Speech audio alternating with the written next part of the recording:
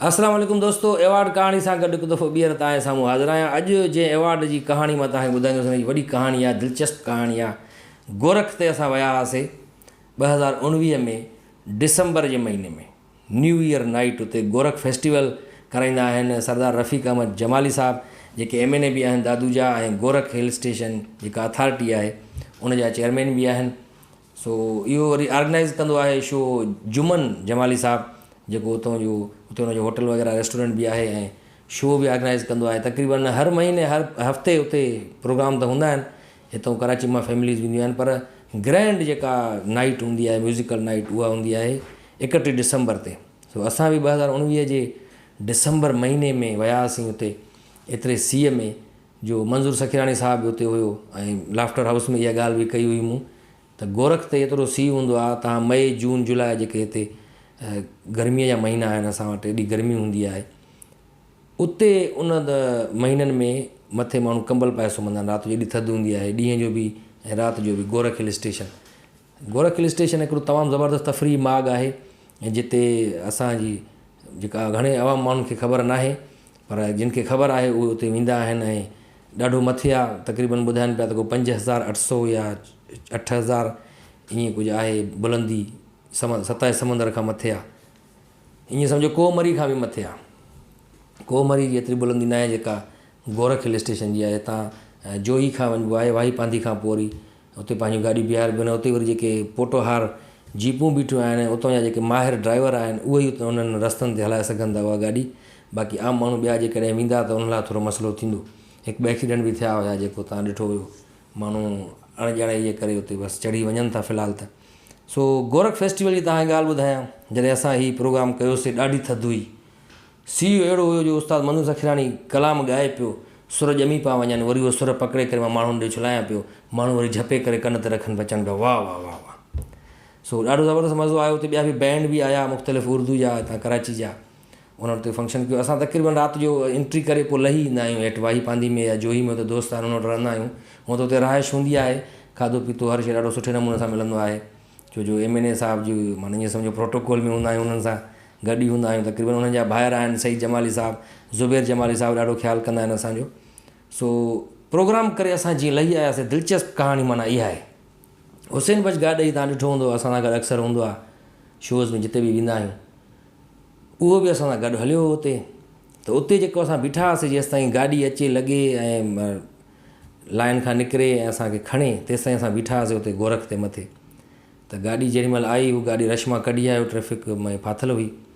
जेॾीमहिल वेठा हुआसीं उन में, जेॾीमहिल लही आयासीं हेठि वाही पांधीअ में, त उन वक़्तु माना हुसैन बज गाॾी खे पघर अची लथा। एॾे सीअ में कैन यू इमेजिन, जेको माइनस में उते सीउ हुयो गोरख ते। उतां जेॾीमहिल लथासीं जीप में, त हुनखे पघर लहणु शुरू थी विया। त पुठियां मां वेठो, मां अॻियां अलीगुल वेठो, त मां चयोमांसि अलीगुल शीशा खोल भाई, हिनखे पघर अची विया आहिनि वॾा। चए न पघर वरी कॾहिं अचे, एॾो सीउ आहे, मरूं था असां, हे टोप पायूं वेठा आहियूं, जैकेटूं। मां चयो वाह, हुसैन बज गाॾी सफ़ा मुंझी वियो आहे, वठिजी वियो आहे। चए थो शीशा खोले मुंहिंजो साह थो मुंझे। चए क़ुर चयो। मां चयो हा, हे ॾिसिस। पोइ ॾिठई, वरी पोइ शीशा खोले, कुझु हुनखे होश आयो, पर फ़िलहालु माना वठिजी वियो सफ़ा। तेसि ताईं वाही पांधी पहुची वियासीं हेठि। वाही पांधी में हाणे मां चयोमांसि यार, हिनखे थधि लॻी वई आहे, लॻे थो हिनखे वाही थी वई आहे, हिनखे हाणे सुंड ऐं जेका असां माखी उहा चटायोसि। त अलीगुल चयो राति जा 3 था थियनि, 3:30, हिन महिल माखी ऐं सुंड काॾऊं ईंदी, उहो बि वाही पांधी में।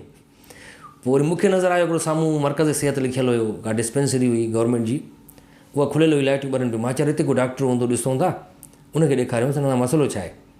उते वियासीं अंदरि, त माना मशीनूं वशीनूं हर शइ पयूं, सभु कुझु, पर माण्हू छा कुतो बि न हुयो अंदरि, ख़ाली पई डिस्पेंसरी ईअं ख़ाली, बसि अलाह जे असर ते। पर एॾो अमन अमान हुयो जो माना कोई बि तव्हां चोरी करण लाइ सोचे बि नथो सघे।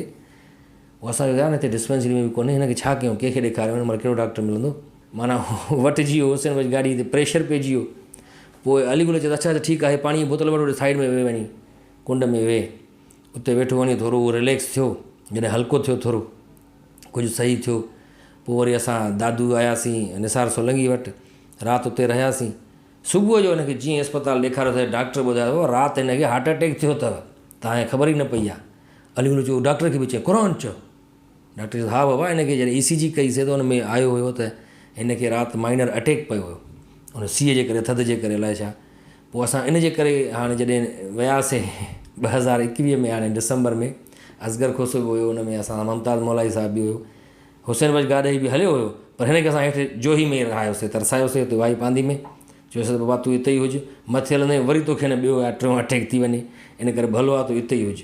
पर हलियो साईं गॾु असां सां, छो जो ॾुख सुख में गॾु हूंदो आहे हुसैन बज गाॾई साहिबु। उनजो हिकिड़ो ॿियो बि किसो आहे जेको मां तव्हांखे ॿुधाईंदुमि, शेर दिलगा हो, अक्सर उनजो किसो यादि कंदो रहंदो आहे, लाड़काणे में उहो थियो हुयो।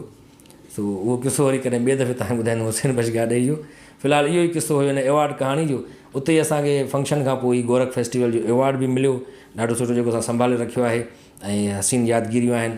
हर साल थींदो आहे हुते फेस्टिवल, ऐं असांजी कोशिशि हूंदी आहे त हर साल हुते वञूं, ॾाढो मज़ो ईंदो आहे। तव्हां बि हुते ज़रूरु अचिजो, डिसंबर में ख़ासि करे हुते इहो फेस्टिवल थींदो आहे गोरख फेस्टिवल।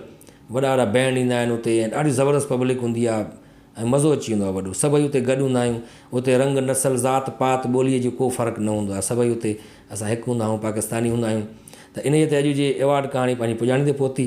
तव्हांखे कीअं लॻी असांजे कमेंट सेक्शन में ज़रूरु ॿुधाइजो। तेसिताईं मूंखे ॾींदा इजाज़त, अल्लाह हाफ़िज़।